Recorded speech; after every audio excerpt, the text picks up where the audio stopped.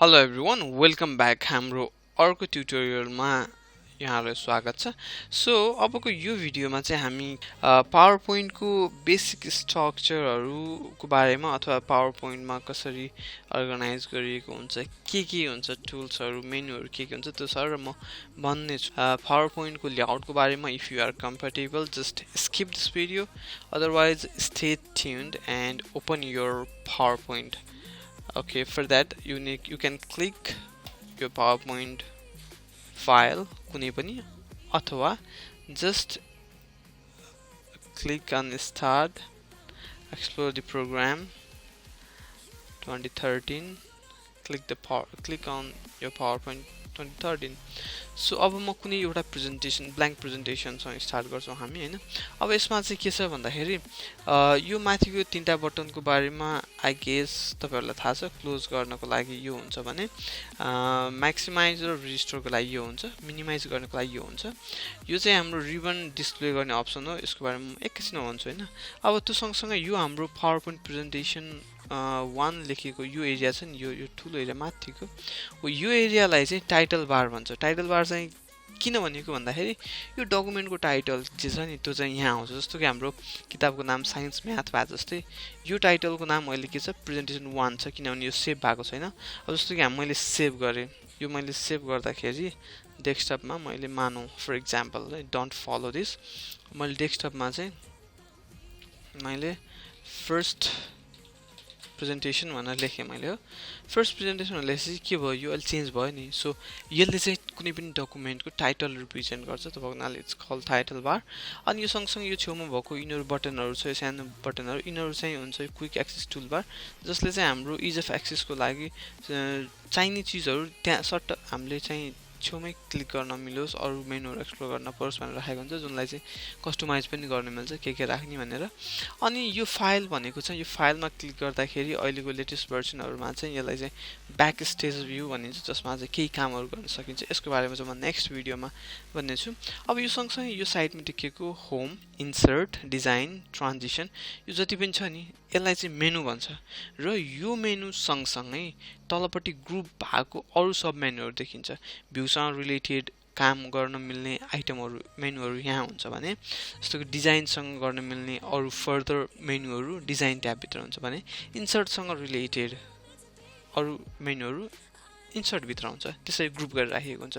जसले गर्दाखेरि तपाईँले के बुझ्नु पर्यो भन्दाखेरि यो माथिको यसलाई चाहिँ मेनु बार भन्छ हो। अब यो सँगसँगै यसको तलपट्टि जुन हुन्छ नि, तलपट्टि यो चेन्ज हुने खाले एरिया हुन्छ नि, यसलाई चाहिँ रिबन भन्छ। जस्तो कि यो पार्ट छ नि, मेनुदेखि डकुमेन्ट एरियासम्मको यिनीहरू पार्ट छ नि, यसलाई चाहिँ रिबन भन्छ। अब back to ribbon display option है त। अब यहाँ गएर के हुन्छ भन्दाखेरि कहिलेकाहीँ यो गर्दाखेरि कहिलेकाहीँ यत्तिकै हुनसक्छ हामीले काम गर्ने ठाउँ। यो चाहिँ किन हुन्छ भन्दाखेरि हामीलाई कहिलेकाहीँ के हुन्छ, अरू केही नदेखिन काम मात्र गर्न पायो भने फ्री हुन्छ नि, जसले गर्दाखेरि डिस्ट्र्याक्सन हुँदैन, काम गर्नलाई इजी हुन्छ। प्लस डकुमेन्ट एरिया ठुलो देखिन्छ कहिलेकाहीँ सानो मोटर भएको केसमा। सो क्लिक गर्दै हामीले यता जाँदै काम गर्दै गर्न मिल्छ। यसले गर्दाखेरि के हुन्छ, हामीलाई डिस्ट्र्याक्सन हुनबाट रोक्छ, काममा फोकस गराउँछ।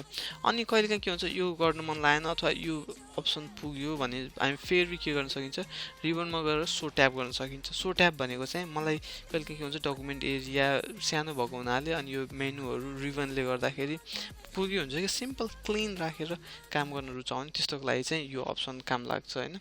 अनि त्यसपछि यसलाई सो ट्याब मात्र गर्नुभयो भने तपाईँको काम गर्दाखेरि तपाईँको माथिको मेनु मात्रै देखिन्छ है।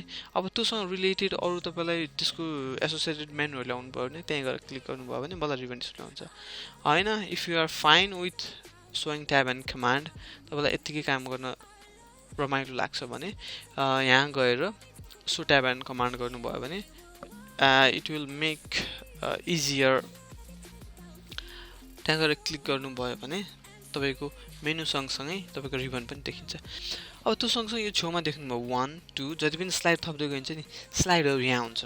अब अर्को कुरा के भनौँ भन्दाखेरि पावरपोइन्टमा चाहिँ तपाईँको पेज हुँदैन, डकुमेन्ट हुँदैन। यसमा चाहिँ के हुन्छ भन्दाखेरि स्लाइड भनिन्छ र प्रेजेन्टेसन हुन्छ। यसको चाहिँ है टर्महरू चाहिँ त्यसरी सम्झिँदाखेरि राम्रो। अनि त्यसपछि अब यो छेउको छ नि, यो छेउलाई स्लाइड ट्याब भन्छ, जसमा चाहिँ स्लाइडहरू मात्र हुने भएको र यहाँबाट हामीले एकदेखि अर्को स्लाइडमा जम्प गर्न मिल्ने भएको हुनाले यसलाई चाहिँ स्लाइड ट्याब भन्छ भने यसलाई चाहिँ हाम्रो स्लाइड एरिया भन्छ, जहाँ चाहिँ हामीले स्लाइडभित्र रहेर काम गर्न सकिन्छ र यतिभित्र जे देखिन्छ that's gonna be display on your monitor on your presentation है। अनि त्यसपछि यो तल भएको छ नि, तल भएको जुन बार छ नि, यो यसलाई चाहिँ ओभरअल भन्दाखेरि हाम्रो यहाँदेखि यतिलाई चाहिँ हामीले स्ट्याटस बार भन्छ। स्ट्याटस बार किन भनेको भन्दा यहाँ तपाईँको मेनु लगायत अरू स्लाइडहरूको इन्फर्मेसनहरू भएको हुनाले यसलाई स्ट्याटस बार भन्छ होइन। अनि त्यसपछि तपाईँको यहाँ चाहिँ तपाईँको स्लाइडसँग रिलेटेड नोटहरू यहाँनिर तपाईँले राख्न सक्नुहुन्छ, जुन चाहिँ तपाईँको के हुन्छ भन्दाखेरि प्रेजेन्टेसन देखाउँदाखेरि तपाईँको प्रोजेक्टरमा देखिँदैन कि प्रेजेन्ट गर्ने जो मान्छे हुन्छ प्रेजेन्टरको लागि नोट एज अ नोट के don't forget to mention your success story अथवा यस्तो केही त्यो स्लाइडसँग रिलेटेड त्यो स्लाइड देखाउँदाखेरि के गफान्ने भन्ने कुराहरू सम्झनको लागि चाहिँ त्यहाँ नोट गरिन्छ भने सिमिलरली तपाईँको त्यो स्लाइडमा केही कमेन्टहरू राख्नु पऱ्यो भने।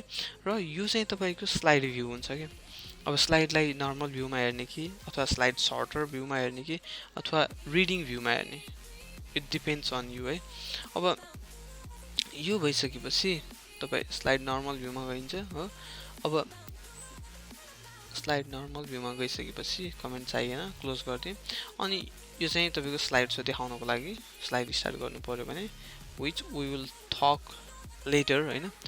तपाईँले जहिले पनि के हुन्छ भन्दाखेरि स्लाइड यो प्रेजेन्टेसनमा काम गर्दाखेरि चाहिँ जहिले पनि ट्राई टु फिट विन्डोमा देख्दाखेरि फिट हुने गरेर गर्नु। If your screen is big enough यसलाई 100% राख्दाखेरि बेस्ट होइन, नत्र भए चाहिँ स्लाइड जनरली फिट हुने गरेर राखेर कत्रो जुम चाहिन्छ त्यही अनुसारको यहाँबाट जुम स्लाइड गर्नु मिल्छ। So this is call zoom slider option होइन। सो अनि यो चाहिँ स्क्रोल बार भइहाल्यो, भर्टिकल र होरिजन्टल स्क्रोल बार हुन्छ है। This is horizontal scroll bar, this is vertical scroll bar होइन। So that's it. So you are ready to move on the next video. Don't forget to subscribe to my channel. See you in the next video. Bye bye.